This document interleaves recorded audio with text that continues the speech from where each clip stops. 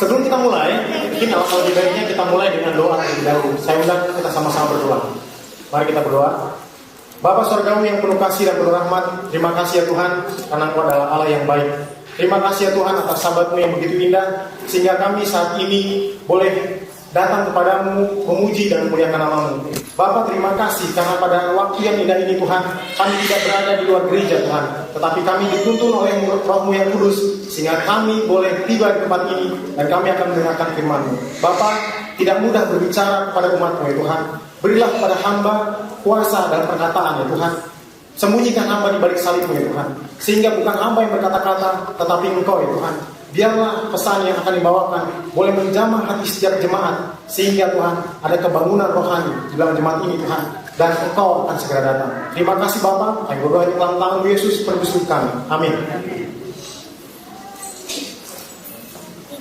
Selama Perang Dunia Kedua, orang tua Yahudi yang tak terhitung jumlahnya memberikan anak-anak mereka yang berharga kepada tetangga dan panti asuhan Kristen dengan harapan bahwa nantinya akan memberikan tempat yang aman untuk anak-anak mereka. Orang tua tersebut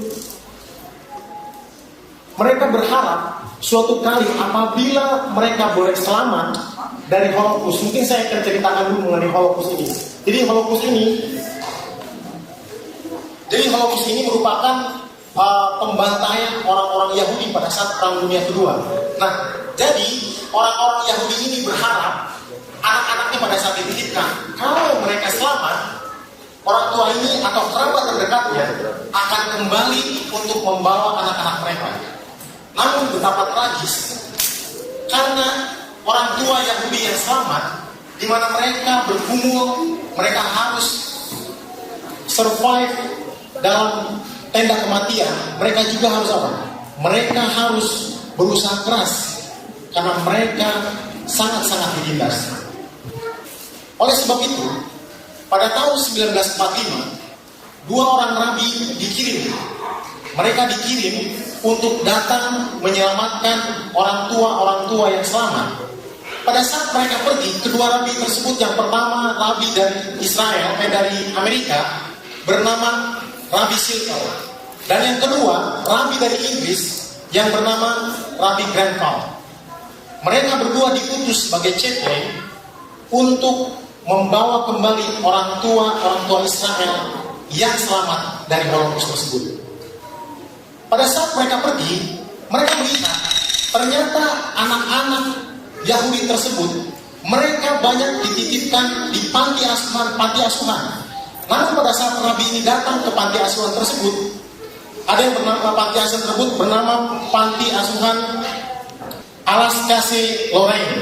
Jadi pada saat rabi ini datang ke Alaska-Lorraine Lorraine ini, mereka bertemu dengan imam yang menjaga panti tersebut. Lalu rabi tersebut berkata, saya datang untuk membawa anak-anak Yahudi yang selamat atau yang dititipkan di panti asuhan ini.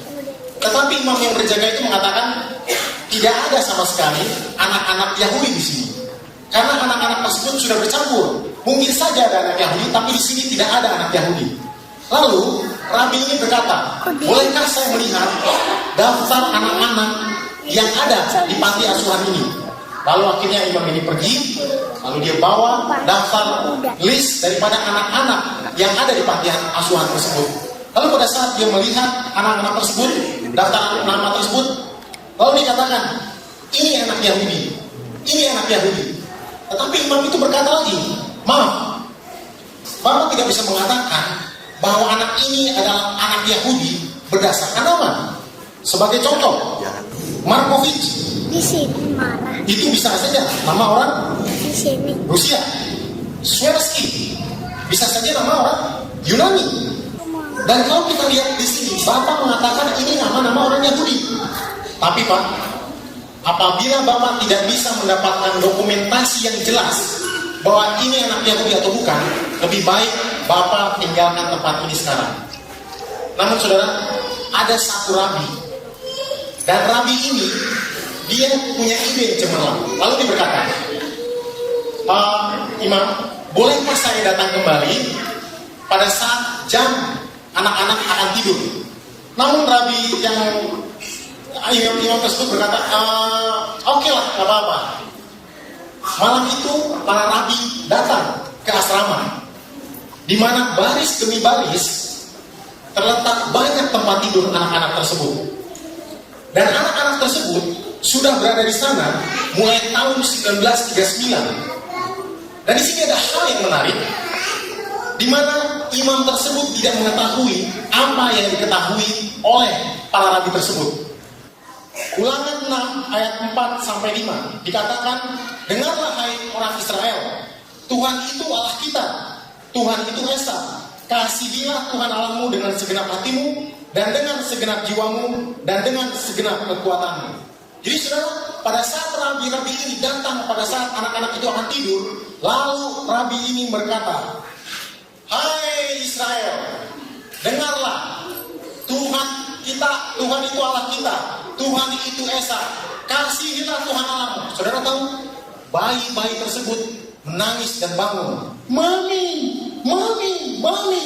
Lalu rabi tersebut berkata, ini bayi anak Yahudi, ini bayi anak Yahudi, ini bayi anak Yahudi. Saudara tahu, imam tersebut tercengang-cengang. Saudara yang kasih Tuhan, anak-anak Yahudi, mereka tahu di dalam DNA mereka ada identitas yang tidak bisa disembunyikan. Yang menjadi pertanyaan kita pada saat ini adalah, tahukah kita mengapa kita lahir di dunia ini? Atau pertanyaan berikutnya adalah, untuk apa kita hadir di dunia ini? Atau lebih spesifiknya, untuk apa kita menjadi anggota gereja Masehi Advent hari ke-7? Saat ini, saudara, kita akan bercerita, kita akan belajar mengenai satu judul.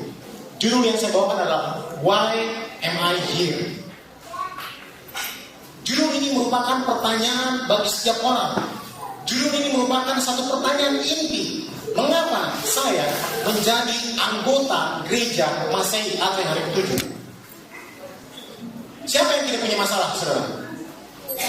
Siapa yang tidak punya masalah? Siapa yang punya masalah? Saya yakin kita semua punya masalah. Tetapi satu hal, saudara, saya ingin sharing terlebih dahulu. Di mana kita tinggal? Ini dunia kita. Ini dunia kita.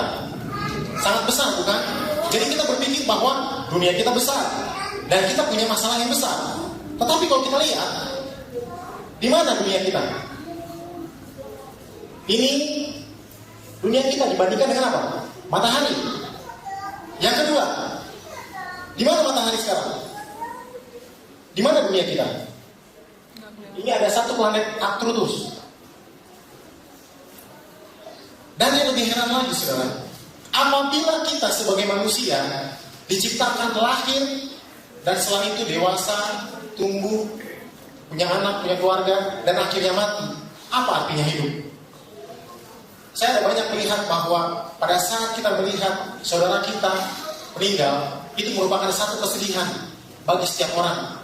Dan pada saat kita melihat di sini, ada beberapa komentar mengatakan, apabila dunia ini kita lahir ke dunia dan setelah itu kita ditujukan hanya untuk kematian, apa artinya hidup? Saya share sedikit beberapa komentar. Yang pertama adalah dari novelis dari Inggris. Dikatakan, jika kematian akhir dari segalanya, jika saya tidak mengharapkan kebaikan maupun takut kejahatan, saya harus bertanya pada diri saya, untuk apa saya di sini? Jadi saudara, dia novelis Inggris yang terkenal. Dan dikatakan kalau hidup untuk mati, apa artinya apa? Hidup. Yang kedua, dari ahli filsafat dari Prancis, dikatakan juga demikian. Saya berpikir bahwa di sini kita makan dan minum untuk menyiapkan keadaan kita yang paling berharga, dan bahwa tidak ada suatu pun yang sesungguhnya tidak ada alasan untuk apa? Hidup. Mungkin saudara juga kenal kalau misalnya Pak Tambunan di sini tahu juga mungkin ya, ini ada salah satu komentar juga dari penyanyi The Beatles, Paul McCartney. Dikatakan anggota grup band The Beatles, dia mengatakan seperti demikian. Kita adalah kelompok band Beatles, di mana sangat tenar. Tetapi saya berpikir pada umumnya ada perasaan seperti ya, memang sangat hebat menjadi terkenal, sangat hebat menjadi kaya. Tetapi pertanyaan intinya, untuk apa semuanya itu? Saudara tahu, apabila saudara memiliki semuanya, apabila saudara pun punya harta banyak, tetapi kalau ujungnya adalah kematian, apa artinya? Dan yang paling mengherankan juga saudara, dikatakan di dalam pengkhotbah, di sini sebelum kita masuk ke sana, ada satu hal, ada satu mahasiswa yang bernama Mitchell Heisman. Dia berumur 35 tahun, dia menembak dirinya sendiri di sebuah halaman gereja di Harvard. Setelah sebelumnya dia menganalisa dan dia menulis 1905 halaman yang catatannya adalah catatan bunuh diri. Setiap kata, setiap pemikiran, dan setiap emosi kembali kepada satu masalah inti. Hidup tidak ada artinya. Dan yang kedua juga dikatakan segala sesuatu adalah apa? Sia-sia katanya. Pengkhotbah itu mengatakan apa? Kalau kita baca dalam khotbah 1, 2, 3, 4 dikatakan nggak ada artinya semua. Dan ayat 14 dikatakan, aku telah melihat segala perbuatan yang dilakukan orang di bawah matahari. Tetapi lihatlah, segala sesuatu adalah kesia-siaan dan usaha menjadi angin. Saudara yang kasih dalam Tuhan, bagaimana kita menjawab? Bagaimana kita tahu bahwa apa? Kita bisa menjawab pertanyaan orang-orang yang ada di sekeliling kita. Kebetulan teman saya ada satu di kantor, dia adalah dari Kristen, dia pindah menjadi apa? Ateis. Lalu dia katakan, Ron, ngapain Ron ke gereja? Ngapain kita sibuk melayani? Pertanyaannya adalah, lu mati nggak Ron? Ya mati. Dan itu dia makanya ngapain gitu ya? Untuk apa Ron? Toh mati juga, lu sembah Tuhan juga, mati juga. Tapi saudara-saudara yang kasih dalam Tuhan, kita harus tahu bagaimana menjawab pertanyaan orang-orang tersebut. Karena tadi orang-orang terkenal mengatakan hidup tidak ada apa? Artinya, untuk mengetahui jawaban dari mana kematian, kita harus tahu dulu trace back ke belakang. Dan biasanya kalau kita lihat, pada saat kita punya masalah, siapa yang sering pergi ke... Pada saat kita punya masalah, biasanya saudara pergi kemana?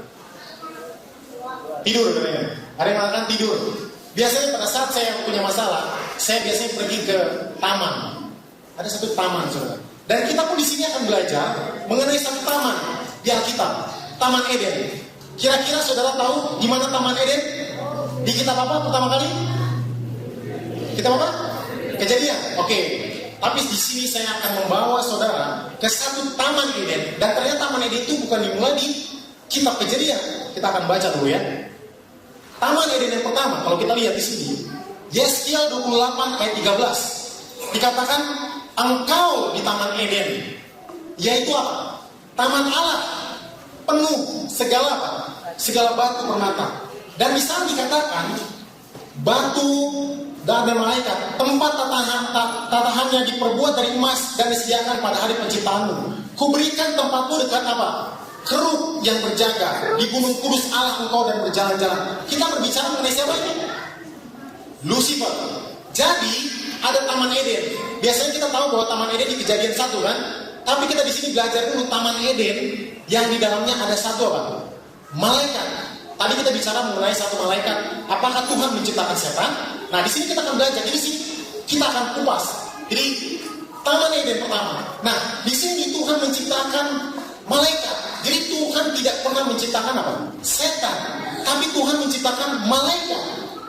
Nah, kita mau tahu dulu malaikat ini di mana posisinya. Kalau kita belajar, dikatakan bahwa dia adalah kerub. Jadi kalau malaikat ada namanya serafim, ada namanya apa? Kerub. Nah, Lucifer ini dikatakan posisinya adalah apa? Kerub. Nah, kita belajar di sini bahwa bagaimana kita tahu apa yang ada di surga. Di sini dikatakan di Ibrani 8 ayat 5 dikatakan pelayanan mereka adalah gambaran dan bayangan dari apa yang apa? Di surga. Jadi untuk tahu mengenai apa yang ada di surga, kita harus tahu dulu bagaimana? Bait suci. Karena apa? Pada saat belajar bait suci, di sana dikatakan bait suci ini merupakan miniatur dari apa yang ada di mana? Di surga. Nah, kerub yang berjaga.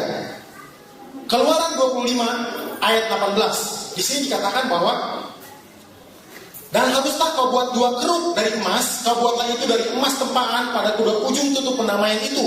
Buatlah 1 kerub pada ujung sebelah di sini dan satu kerup pada ujung sebelah sana. Seiras dengan tutup pendamaian itu, kamu buatlah kerup itu di atas kedua ujungnya. Jadi kalau kita lihat di sini mengenai bait suci, ada halaman luar, ada apa? Bilik suci, ada bilik apa? Maha suci. Jadi kita lihat perabotan-perabotannya. Ada yang di luar apa? Mesbah korban bakaran. Ada bejana pembasuhan. Di dalamnya lagi ada apa? Ada 7 kaki dia, ya kan? Ada lagi apa? Mesbah ukupan, ya kan? Ada juga roti sajian. Tetapi paling dalam, di bilik maha suci ada apa? Tabut perjanjian. Nah, di sini kita lihat bahwa apa? Dan di sanalah akan bertemu dengan engkau, dan dari atas tutup pendamaian itu, dari antara kedua kerup yang di atas tabut hukum itu. Nah, jadi seperti ini saudara. Kalau kita lihat, ini kerup, di sini adalah apa? Shekinah, atau namanya kalau dikatakan hadirat Tuhan. Di sini atas penutup ini adalah tutup pendamaian, dan di dalam tabut perjanjian ini ada apa saudara? Ada hukum. Nah, ini kita harus belajar dulu. Jadi saudara, kalau misalnya Tuhan ada di sini, tutup pendamaian itu melambangkan apa saudara? Tahta Tuhan. Jadi kita belajar tahu bahwa apa? Tahta Tuhan di sini, dan di bawah tahta Tuhan ada apa? Hukum. Jadi dari sini kita bisa belajar bahwa dasar pemerintahan surga adalah hukum Tuhan.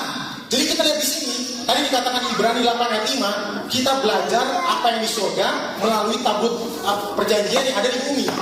Kalau kita lihat di sini, ini merupakan tahta Tuhan. Jadi saudara, tadi di situ dikatakan bahwa dia adalah posisinya sebagai apa? Kerup. Saudara bisa tahu posisi dia sangat apa? Sangat dekat dengan tahta Allah. Dan kalau kita lihat bahasa Inggrisnya, covering, kerup. Kalau covering itu atau melindungi, apa yang Lucifer lindungi? Hukum Tuhan. Jadi Lucifer tugas utamanya adalah melindungi, ya. Nah sekarang bagaimana Lucifer, tadi dikatakan bagaimana Lucifer yang sempurna dia bisa apa? Jatuh. Di sini dikatakan di dalam Yesaya 14 ayat 12, wah engkau sudah jatuh dari langit, hai bintang timur putra fajar. Ayat 13, engkau yang tadinya berkata dalam hatimu, aku hendak naik ke langit, aku hendak mendirikan. Di sini dikatakan ada yang diulang-ulang apa? Aku hendak. Lucifer hendak ingin sempurna seperti apa? Tuhan. Pertanyaannya adalah, Tuhan itu seperti apa sih? Tuhan itu apa? Kasih. Tuhan itu benar. Tuhan itu apa? Baik. Tetapi yang menjadi pertanyaan adalah, di sini dikatakan dia berkata di dalam hatinya. Jadi belum ada yang tahu di dalam hatinya dia berkata. Nah pertanyaannya adalah, kalau misalnya Tuhan itu kasih, Tuhan itu baik, Tuhan itu benar, dan Lucifer ingin seperti Tuhan, bukankah itu hebat, baik, kasih dan benar? Tetapi di sini saudara, menjadi pertanyaan adalah, Lucifer ingin menjadi seperti Tuhan benar tanpa apa? Menuruti apa? Perintah Tuhan. Jadi Lucifer mengatakan bahwa dia bisa benar tanpa turut apa? Tuhan. Jadi kebenaran apa? Pribadi. Tetapi untuk kita bisa menjadi benar, kita harus turut apa? Tuhan. Tuhan memberikan apa? Perintah. Kalau kita mau seperti Tuhan, kita lihat perintah apa? Tuhan. Nah, kita lihat di sini. Jadi pertanyaan kedua adalah, bagaimana Lucifer bisa menggoda malaikat-malaikat? Pertanyaan saya adalah, malaikat sempurna nggak? Malaikat sempurna nggak? Sempurna. Pertanyaan saya yang kedua, apabila malaikat sempurna, perlu hukum nggak? Hah? Malaikat sudah sempurna, malaikat perlu hukum nggak? Hah? Tidak perlu. Oke, saya tanya sekali lagi ya. Kalau malaikat sempurna kan? Setuju. Oke, yang kedua adalah, apabila malaikat sudah sempurna, perlu hukum nggak? Perlu. Ada yang mengatakan tidak perlu. Nah, di sini kalau kita lihat, dikatakan bahwa apa? Kita lihat ya di sini. Di sini ada, kalau kita lihat di buku para bapak dan nabi dikatakan bahwa apa? Lucifer pergi menyebarkan roh tidak kuasa di antara malaikat-malaikat. Ia bekerja dengan kerahasiaan misterius. Dan di sana dikatakan ia mulai menyusup keraguan-raguan terhadap hukum-hukum yang mengatur makhluk-makhluk surgawi, mengisyaratkan bahwa walaupun hukum mungkin diperlukan untuk penduduk dunia, ini dikatakan malaikat-malaikat yang lebih mulia tidak memerlukan pembatasan seperti itu. Karena kebijaksanaan mereka sendiri adalah suatu paduan yang memadai. Mereka bukanlah makhluk yang bisa membawa aib bagi Allah. Semua pikiran mereka yang kudus itu lebih tidak mungkin bagi mereka dibandingkan kepada Allah sendiri untuk berbuat salah. Jadi surat dikatakan begini, Lucifer, malaikat, kamu itu sudah sempurna. Mungkin dunia lain perlu hukum, tapi kita nggak perlu. Nah itu yang disusukan oleh siapa? Lucifer, ya kan? Nah, ini dia. Dikatakan bahwa lalu setan dengan bangga menunjuk berapa? Setengah. Jadi kalau di Alkitab kita bicara mengenai bahwa ada sepertiga malaikat sorga yang jatuh, tetapi Roh Nubuat mengatakan hampir setengah. Tetapi kita lihat di sini ya, hampir setengah dari semua malaikat di sorga dan berseru, mereka ini adalah dengan saya. Akankah Tuhan mengusir mereka ini juga dan membuat kekosongan di surga? Kemudian ia menyatakan bahwa dia siap untuk menolak otoritas Kristus dan untuk mempertahankan tempatnya di surga kalaupun harus dengan kekuatan. Di sini kalau kita lihat ada dilema, saudara. Setelah setengah, hampir setengah yang digoda oleh Lucifer, lalu Tuhan mengatakan di situ ada pilihan. Baru setelah itu mereka memilih dan akhirnya sepertiga yang apa? Jatuh. Nah ini dikatakan di dalam Wahyu 12:7 dikatakan maka timbullah peperangan. Jadi setelah pada saat itu pertanyaan-pertanyaan, lalu timbul apa? Peperangan di surga. Peperangan dikatakan Mikael dan malaikatnya berperang melawan naga itu, dan naga itu dibantu oleh malaikat-malaikatnya. Tetapi mereka tidak lagi bertahan, mereka tidak mendapat tempat lagi di surga.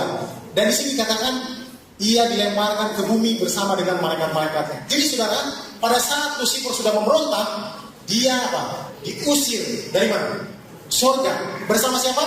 Sepertiga malaikat. Nah, sekarang setelah Lucifer keluar dari surga, dia berkata, dia lihat di sini di dalam tulisan-tulisan permulaan, nanti saudara bisa cek.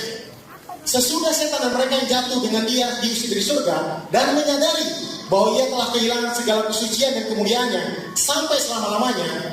Kalau dikatakan bahasa Inggrisnya repent, dia bertobat, saudara. Tapi di sini dikatakan menyesal dan ingin mendapatkan kedudukan. Jadi setelah diusir dari surga, dia menyesal.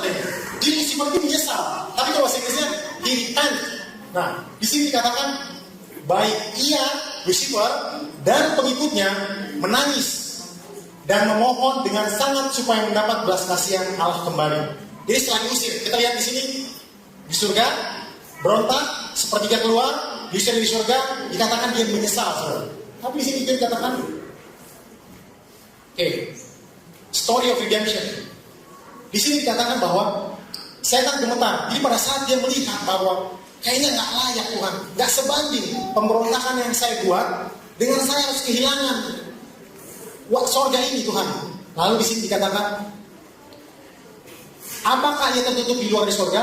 Kerugian yang ia alami dibandingkan dengan semua hak surgawi tampak terlalu besar untuk ditanggung. Dia berharap untuk mendapatkan kembali hak ini. Jadi saudara, pada saat dia keluar dari surga, tujuan dia yang satu, dia ingin kembali ke surga. Jadi kalau kita yang ke surga, Lucifer pun sama saudara, dia ingin balik ke surga. Nah, dan di sini dikatakan pada saat itu tubuhnya pernah seorang malaikat dari surga lewat. Jadi pada saat dari surga, dia sudah di luar surga, ada malaikat keluar dari surga lewat. Lalu dikatakan, malaikat sini. Lalu dia ngomong bahwa dia ingin bertemu dengan Yesus. Dia katakan, saya menyesal. Bolehkah saya ketemu dengan Yesus? Lalu dikatakan di sini, dia memanggilnya dan memohon wawancara dengan Kristus. Hal ini diberikan kepadanya, diberikan kepada Lucifer. Dan kemudian berhubungan dengan anak Allah, bahwa ia apa? Bertobat. Kalau saudara cek, dikatakan dia bertobat katanya dari pemberontakannya dan berharap lagi kemurahan Allah. Aduh, saya nyesal Tuhan. Tetapi di sini dikatakan dia bersedia untuk mengambil tempat Allah ditugaskan sebelumnya kepadanya dan berada di bawah kebijaksanaan pemerintahnya. Kristus menangis atas celaka setan, tetapi mengatakan kepadanya bahwa benih-benih pemberontakan masih ada di dalamnya. Ketika setan sepenuhnya yakin bahwa tidak ada kemungkinan untuk kembali dalam kemurahan Allah, ia wujudkan kejahatannya dengan menebakkan kebencian berapi-api yang menyala. Jadi saudara, meskipun kita menangis, dikatakan kita bertobat nangis, tapi Tuhan tahu isi siapa? Hati kita. Ya, jadi pertanyaan saudara, malaikat bisa baca isi hati nggak? Enggak. Tidak kan? Jadi kita lihat di sini ada satu dilema saudara. Malaikat tidak bisa baca isi hati. Dia katakan kepada Tuhan, Lucifer ingin kembali ke surga. Dia bertobat katanya. Tetapi Tuhan pada saat bertemu lagi dengan Lucifer, dia lihat isi hatinya bahwa tidak ada apa? Pertobatan, hanya pura-pura dari luar. Nah, pertanyaan kedua adalah, bisa nggak Lucifer dan sepertiga malaikat pada saat itu dimusnahkan? Harusnya bisa kan? Tetapi ada pertanyaan malaikat-malaikat. Pertanyaan seperti ini, kok Lucifer mau kembali ke surga, kok Tuhan tolak ya? Malaikat tidak bisa baca isi hati, saudara. Sama seperti saya kasih ilustrasi. Misalnya saya sama istri saya ada masalah. Jadi pada saat saya ada masalah, saya bilang istri saya, kamu keluar dari rumah. Pada saat saya bilang istri saya keluar dari rumah, lalu istri saya datang ke mertua, ke mama saya. Lalu dia katakan, Mami, saya menyesal. Saya pengen pulang ke rumah lagi, ke rumah si abang. Akhirnya datanglah. Lalu mama saya bilang, Ron, istrimu nyesel Ron. Dia pengen balik lagi Ron. Oh iya udah oke. Jadi pas saat ketemu, saya katakan, karena saya misalnya contohnya, saya bisa lihat isi hati istri saya, lalu saya katakan, nggak bisa. Kamu nggak bisa lagi datang ke rumah ini. Pertanyaan saya, bagaimana respon ibu saya? Yang tidak bisa baca isi hati.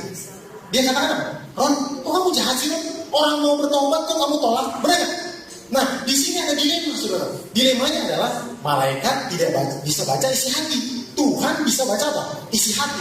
Dan yang kedua, saudara, kalau kita lihat di sini, ini kejatuhan Lucifer yang pertama. Dikatakan bahwa anggota ketuhanan, Tuhan tahu Lucifer itu jahat, tetapi malaikat tahu nggak? Nggak tahu. Karena apa? Dia nggak bisa baca isi hati. Malaikat Tuhan dan penduduk yang lain masih apa? Masih belum memahami. Dan terjadi kebingungan ya, di surga. Yang kedua, saudara, pemerintahan surga sedang dalam goncangan. Pemerintahan Tuhan sedang dalam goncangan. Bisakah Lucifer dan malaikat-malaikatnya langsung dimusnahkan saat itu? Tidak. Kenapa? Karena ada dibagi apa?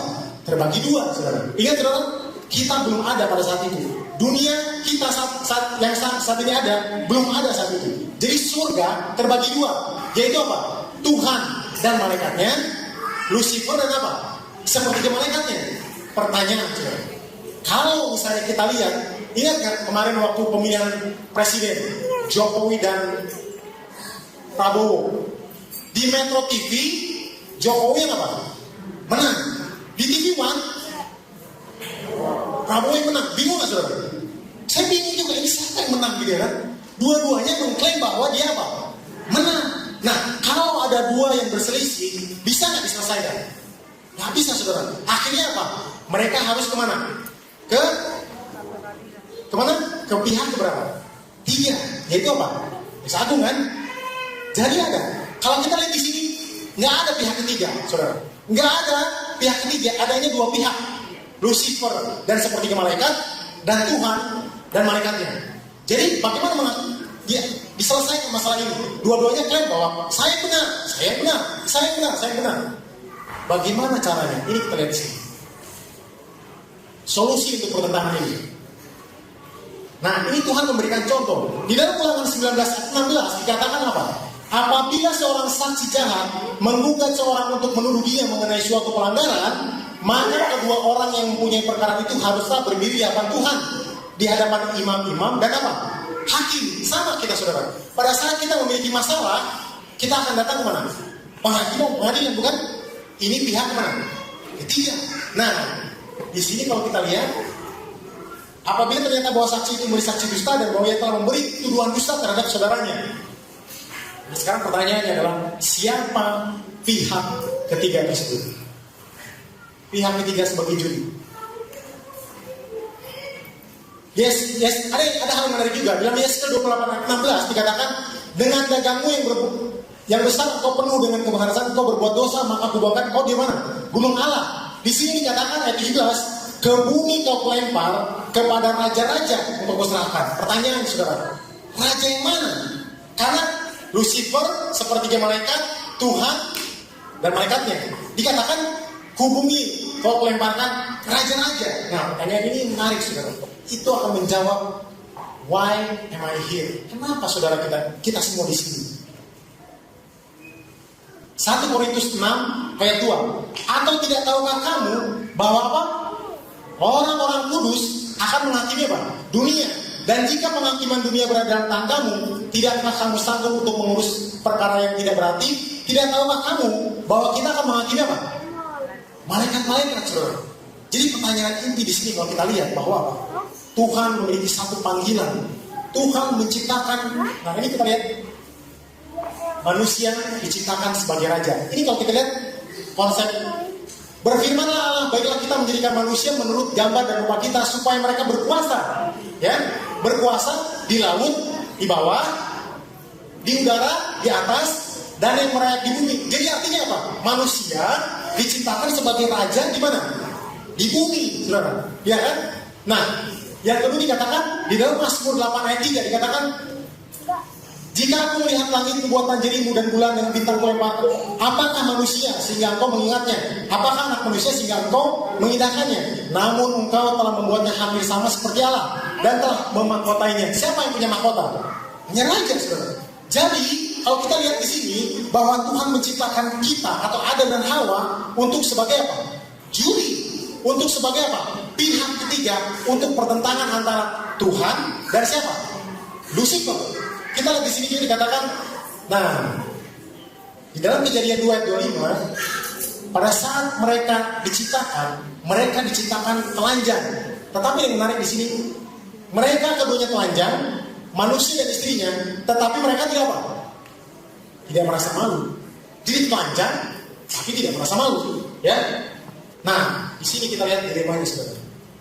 Lalu Tuhan Allah menemukan, jadi gini, ada beberapa hal yang pada saat saya ke gereja-gereja, saya tanya, apakah manusia diciptakan pada saat pertama kali mempunyai kehidupan yang kekal? Siapa yang mengatakan bahwa manusia pertama diciptakan mempunyai hidup kekal? Siapa? Atau siapa yang mengatakan bahwa pada saat manusia diciptakan, dia tidak memiliki hidup kekal? Siapa?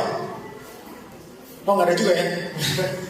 Oke, jadi kita lihat di sini bahwa di sini dikatakan ada dua pohon. Pohon kehidupan dan pohon pengetahuan baik dan jahat. Di sini dikatakan bahwa agar supaya dapat memiliki hidup yang tidak berkesudahan, manusia harus senantiasa memakan buah pohon apa? Al-hayat. Jadi saudara, manusia itu sama seperti kalau kita contoh lah, kita bawa mobil. Kalau mobilnya tidak diisi bensin, mati. Nah ini ya. Jadi manusia pada saat itu ada kondisi. Kondisinya adalah dia harus makan apa? Orang kehidupan, ya kan? Tetapi pertanyaan kedua, saya kadang-kadang bertanya juga, kalau Tuhan itu baik, kenapa Tuhan ciptakan pohon pengetahuan baik dan jahat? Sebagai contoh, saudara, kita tahu sebagai orang tua, kalau di rumah kita misalnya di ruang tamu ada setrika panas, apa yang dilakukan orang tua? Pada saat mereka punya anak-anak, mereka akan ambil, bukan? Mereka akan ambil supaya anaknya tidak kenapa? Panas. Tetapi saya lihat di sini, kok Tuhan itu kalau dia benar-benar kasih, kok kan dia buat nih pohon pengetahuan baik dan jahat? Harusnya buat aja pohon kehidupan, toh beres. Nggak ada lagi buat pohon pengetahuan, pengetahuan baik dan jahat. Karena apa? Kita tahu, karena pohon pengetahuan baik dan jahat itu, makanya ada apa? Kematian, ada penderitaan saat ini. Jadi saya berpikir, Tuhan kenapa Tuhan ciptakan? Di sini kita lihat bahwa apa? Tuhan memberikan apa? Pilihan semua. Tuhan mau kita memilih. Jadi Tuhan pun bukan hanya pilih sendiri, tidak. Dia beritahu, kamu makan yang ini boleh semua. Dia baik, saudara. Dan dia dikatakan bahwa apa? Tapi yang ini jangan dimakan ya. Kalau kamu makan, pasti kamu apa? Mati. Jadi Tuhan kasih apa? Kasih informasi, saudara. Dia kan supaya manusia punya apa? Pilihan. Karena Tuhan bukanlah Tuhan yang paksaan, tapi Tuhan yang memberikan pilihan. Nah, supaya manusia itu memiliki pilihan, dan kalau kita lihat, dosa itu berkorelasi dengan apa? Hak memilih. Karena apa? Pada saat kita memilih Tuhan untuk mencintai Tuhan, Tuhan mau kita mengasihi Dia dengan setulus hati. Dia nggak mau ada paksaan. Dia nggak pernah memaksa. Pohon kehidupan memiliki kekuatan untuk mengekalkan kehidupan. Dan selama mereka, Adam dan Hawa, memakan itu, mereka tidak bisa mati. Kehidupan manusia purbakala yang relatif panjang, jadi zaman dulu kalau kita lihat panjang-panjang umurnya, karena kekuatan yang memberi hidup dari pohon ini yang ditransmisikan ke manusia purbakala dari Adam dan Hawa. Jadi pada saat itu, kalau misalnya Adam dan Hawa makan buah kehidupan itu, mungkin umurnya pendek juga, gitu ya. Tapi di sini kalau kita lihat bahwa alasan kenapa zaman purbakala umurnya apa? Panjang-panjang. Nah, ini dia, Adam dan Hawa dicobain. Tuhan katakan ada 2 pohon tadi kan? Tapi kita bicara dulu sekarang mengenai pohon pengetahuan baik dan jahat. Di sini dikatakan, lalu Tuhan Allah memberi perintah ini kepada manusia, semua pohon dan taman ini boleh kau makan buahnya dengan bebas. Tetapi pohon pengetahuan tentang yang baik dan jahat itu janganlah kau makan buahnya, sebab pada hari kau makannya pastilah kau mati. Nah, sekarang kita lihat Tuhan bicara kepada Adam, jangan makan buah ini, kalau makan mati. Nah, sekarang kita lihat juga di Kejadian 3 ayat 1 sampai 5 ada juga ular bercakap-cakap dengan siapa? Hawa. Dia katakan apa? Ada pun ular itu berkata, perempuan itu, tentulah Allah berfirman, semua pohon dalam taman ini jangan kau makan buahnya, bukan? Lalu sahut perempuan itu kepada ular itu, buah pohon-pohonan dalam taman ini boleh kamu makan, tetapi tentang buah pohon yang ada di tengah-tengah taman, Allah berfirman, jangan kamu makan ataupun raba buah itu, nanti kamu mati. Tetapi ular itu berkata kepada perempuan itu, sekali-kali kamu tidak akan apa? Mati. Jadi di Kejadian 2, 16, 17, Tuhan bilang, makan, mati. Di Kejadian 3 ayat 1 sampai 5, ular mengatakan sekali-kali nggak mati kok, ya kan? Di sini kalau kita lihat, kita mau bandingkan, ada perbedaan sebenarnya. Di sini dikatakan perbedaannya satu, Hawa menambahkan kata apa? Raba. Di Kejadian 2, 16, 17 ada nggak? Nggak ada kan? Tuhan nggak ada katakan raba, tapi Hawa mengatakan apa? Raba buah itu.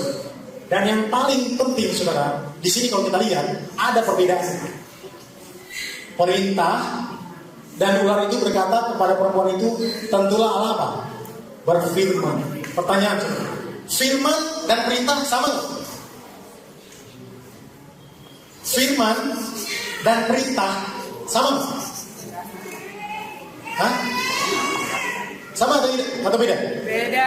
Beda. Bedanya apa? Kalau kita lihat di Kejadian 1, firman itu memberi hidup. Pada mulanya Allah berfirman, jadilah. Jadi kalau firman dari yang tidak ada menjadi ada, dia membawa apa? Kehidupan. Tapi kalau perintah, di sini kalau kita lihat perintah, kalau dilanggar ada apa? Penalti. Jadi makanya bukan 10 firman Allah, tapi 10 perintah Allah, saudara. Jadi Tuhan jelas mengatakan mengenai perintah Tuhan. Nah, di sini dikatakan bahwa akhirnya kita lihat di sini bahwa Adam dan Hawa berdosa. Di sini dikatakan maka terbuka mata mereka berdua dan mereka tahu mereka apa? Telanjang. Lalu mereka menyamat daun pohon ara dan buah cawat. Ketika mereka mendengar bunyi langkah, bersembunyilah manusia dan istrinya terhadap Tuhan Allah di antara pohon-pohonan dalam taman. Tetapi Tuhan Allah memanggil manusia. Ketika aku mendengar bahwa engkau ada di dalam taman ini, aku menjadi takut. Karena aku apa? Telanjang. Tadi di Kejadian dikatakan bahwa manusia diciptakan telanjang, tapi tidak merasa apa? Malu. Sekarang setelah mereka makan buah pohon pengetahuan baik dan jahat, mereka telanjang dan mereka apa? Malu, ya kan? Aku menjadi takut karena aku telanjang. Pertanyaannya, saat itu ada telanjang setelah makan buah? Telanjang, tapi kan dia tutup dengan apa? Daun pohon ara. Bukankah dia sudah tidak telanjang? Apa yang dimaksud dia telanjang di sini? Dia telanjang karena apa? Dosa. Memberikan kekuasaan kepada siapa? Setan. Dan Adam itu adalah apa? Manusia.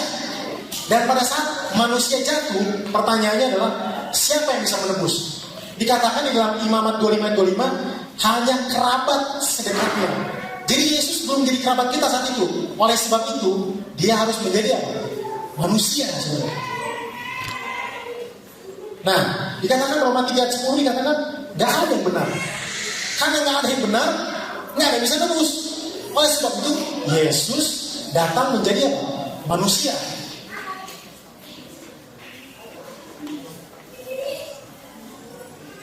Nah, ini dikatakan juga pada saat Yesus menjadi manusia, dia pada saat menebus, dia harus apa?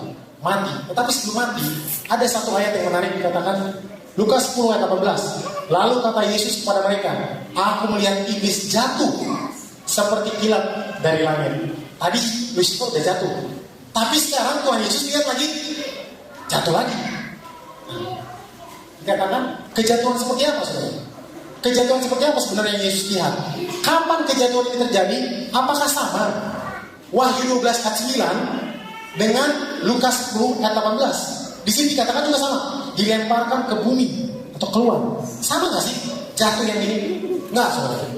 Jadi di sini kita lihat ada perbedaan. Yohanes 12 ayat 31, sekarang berlangsung penghakiman atas dunia ini. Sekarang juga penguasa dunia akan dilemparkan keluar. Jadi kalau kita lihat di sini, selama Lucifer menggoda Adam dan Hawa dan Adam dan Hawa jatuh, dia masih bisa. Saudara tahu kalau di buku Ayub ada kumpulan anak-anak Tuhan, di mana di situ juga menjadi bagian. Kenapa Lucifer datang ke situ? Karena dia sudah apa? Menang lawan Adam, sehingga kuasanya jatuh ke siapa? Ke setan. Makanya setan boleh hadir pada saat di buku apa? Ayub. Dia datang mewakili apa? Mewakili planet bumi, saudara. Ya kan? Nah, karena kuasanya sudah diberikan, dia tiap hari mengatakan bahwa apa? Tuhan itu jahat. Tuh lihat. Tuhan itu jahat. Tuh lihat. Manusia berdosa. Gak mungkin ikut hukum Tuhan. Nah, ini kita lihat pada saat sudah selesai dikatakan Matius 27 ayat 46. Kira-kira jam 3 berserulah Yesus dengan suara nyaring, Eli Eli lama sabachthani, artinya Allahku Allahku, mengapa engkau meninggalkan aku? Yohanes 19:30. Sesudah Yesus meminum anggur asam itu, berkatalah apa? Sudah selesai. Lalu yang menundukkan kepalanya dan menyerahkan nyawanya. Jadi saudara, kalau kita lihat di sini, kejatuhan Lucifer yang pertama dengan kejatuhan pada saat Yesus mati di kayu salib itu berbeda. Bedanya apa? Ini dia. Oleh kehidupannya dan kematiannya, Kristus membuktikan bahwa kehadiran Allah tidak merusakkan kemurahannya, tetapi bahwa dosa dapat diampuni dan bahwa hukum itu benar dan dapat diturut dengan sempurnanya. Tuduhan setan apa? Dibantah. Jadi setelah dia keluar dari surga, setelah dia membuat Adam dan Hawa jatuh, dia goda terus dikatakan hukum Tuhan itu tidak bisa dituruti. Hukum Tuhan itu tidak bisa dituruti. Dan pada saat kematian Yesus dia menjadi manusia dan dia buktikan bahwa apa? Tuduhan setan dibantah. Allah telah memberikan kepada manusia bukti tidak mungkin keliru tentang kasihnya. Nah, ini dia dikatakan setelah penyaliban ini setan melihat bahwa dirinya telah kalah. Setan melihat bahwa kedoknya telah terbuka. Nah, jadi di sini tadi kita lihat di awal malaikat-malaikat surga bingung, kok Tuhan tolak Lucifer? Dan mereka pun masih bingung sampai nanti akhirnya di penyaliban barulah terbuka. Oh, ternyata setan ini salah. Jadi selama 4000 tahun malaikat itu masih bingung, saudara. Tapi pada saat penyaliban dikatakan apa? Setan melihat bahwa kedoknya telah terbuka, yaitu karakter yang dia coba tuduhkan terhadap Kristus ternyata terikat pada dirinya sendiri. Ia seolah-olah telah kedua kali jatuh dari surga. Nah, di sini kita lihat tadi ketuhanan udah tahu, tapi malaikat masih bingung. Di penyaliban pada saat salib, malaikat baru mengerti, oh ternyata setan itu jahat ya. Dia bilang bahwa Tuhan salah. Ternyata barulah terbuka. Jadi sekarang apa? Malaikat-malaikat tahu bahwa apa?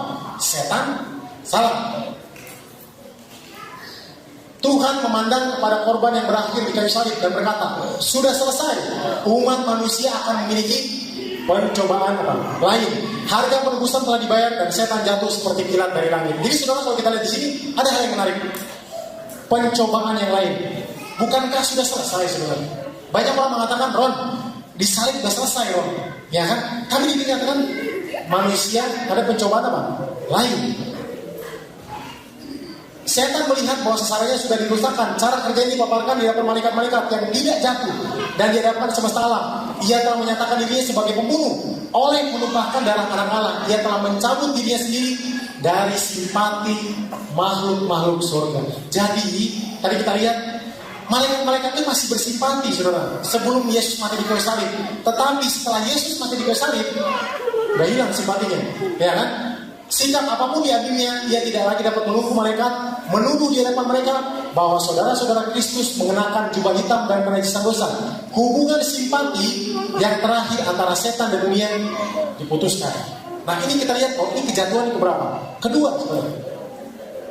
Nah, barulah di sini kita lihat. Dan aku mendengar suara yang nyaring dan saudara berkata, sekarang telah tiba keselamatan dan kuasa dan pemerintahan Allah kita dan kekuasaan Dia yang dirapinya, karena telah dilemparkan ke bawah pendakwa saudara-saudara kita yang mendakwa mereka siang dan malam di hadapan Allah kita. Ia mendengarkan teriakan sudah selesai, mengumumkan bahwa penebusan surga. Nah, ini dia, ini menarik sekali sebenarnya. Penebusan itu bukan hanya mengenai kita manusia, tetapi satu, surga dibuat selama-lamanya aman. Tadi Lucifer merongrong terus ke malaikat-malaikat. Tapi sekarang dikatakan surga aman terhadap tuduhan-tuduhan, tipuan-tipuan, dalih-dalih yang setan akan hasutkan. Tahap kedua, 2000 tahun yang lalu, malaikat-malaikat dan dunia yang lainnya tidak jatuh memahami rencana dan argumen setan dan menolaknya. Jadi Tuhan menolaknya. Malaikat-malaikat surga sekarang sudah menolaknya. Nah, sekarang kenapa setan belum dibinasakan? Ini dikatakan saudara.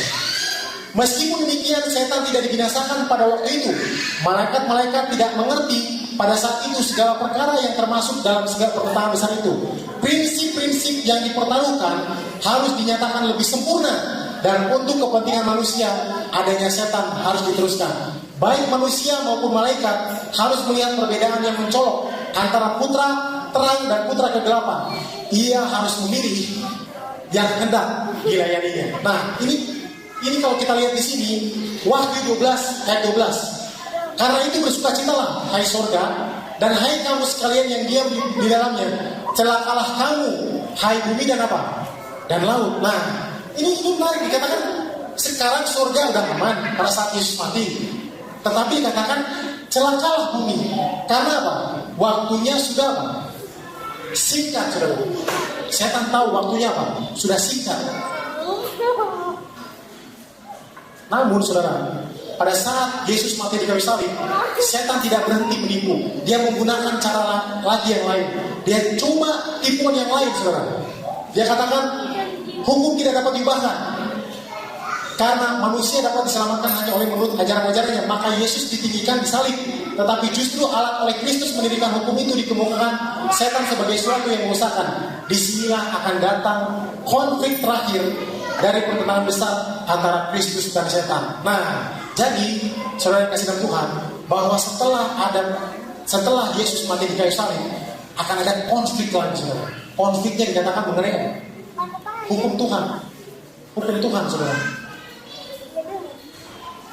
Alfa dan Omega, jilid 6 halaman 414. Bila manusia melanggar hukum Allah dan menentang kehendaknya, setan bersorak-sorak. Ia menyatakan bahwa sudah terbukti hukum itu tidak dapat dituruti, manusia tidak dapat diampuni. Jadi pada saat manusia berdosa, dikatakan setan bersorak-sorak, menang saya. Jadi kalau kita berdosa, setan bersorak-sorak. Diturut manusia tidak dapat apa? Diampuni. Setan tidak perlu. Nah, ini dia. Setan kalau kita lihat bahwa, bagaimana cara setan akan menyerang kita? Dikatakan demikian. Setan tidak perlu menyerang segenap hukum itu.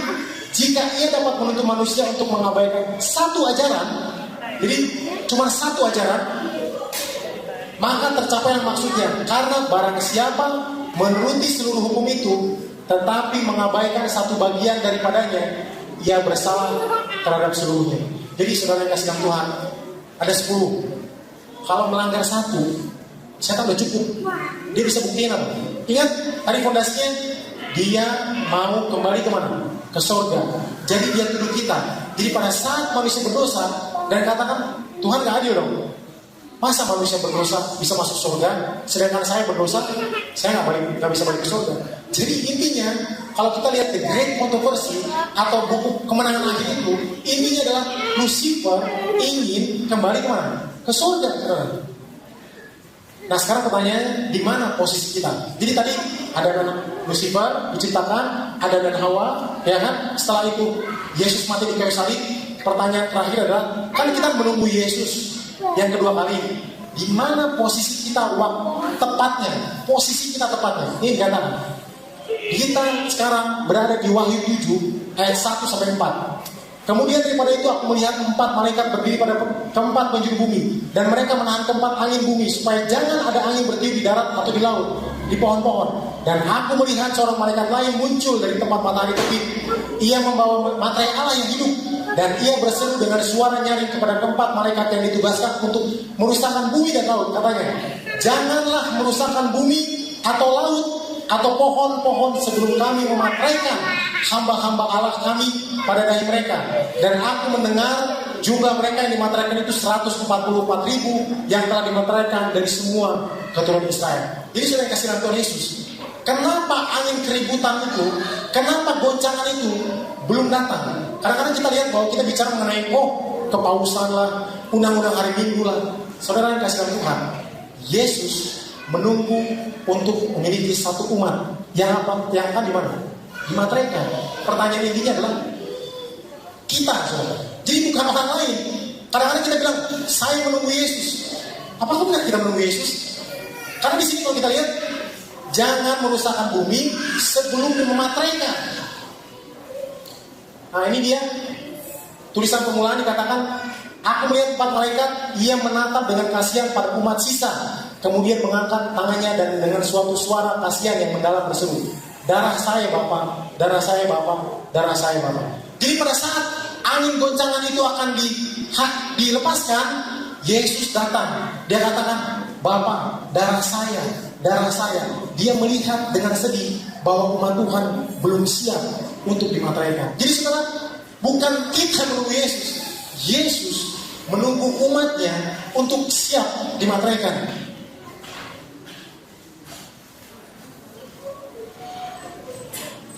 Nah ini juga dikatakan bahwa tadi dikatakan 144.000, dikatakan di sini di dalam mulut mereka tidak terdapat dusta, mereka tidak bercela. 1 Petrus tadi ayat intinya, sebab untuk itulah kamu dipanggil, karena Kristus pun telah menderita untuk kamu dan telah meninggalkan teladan bagimu, supaya siapa?